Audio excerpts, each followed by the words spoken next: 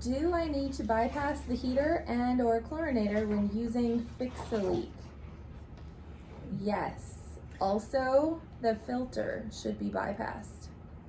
Why? Because if you dump Fix-A-Leak in and it goes through the filter, It traps if and your plugs up the filter is filter. working, it'll catch the Fix-A-Leak. So absolutely you need to bypass the heater, chlorinator, and the filter. So why the heater?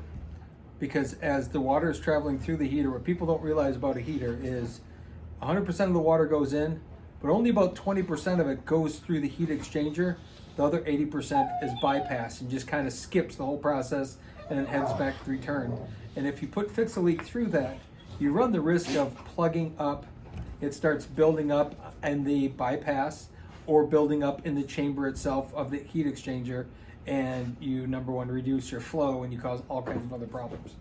Why a chlorinator you want to bypass that? Same thing is very rapidly the strands and the little strings in the Fix-A-Leak will also start binding up and filling in any little tiny holes that are used to leach the chlorine into the system, as well as the filter, because that same material will start plugging up the top of the filter and you virtually become ineffective in terms of filtration.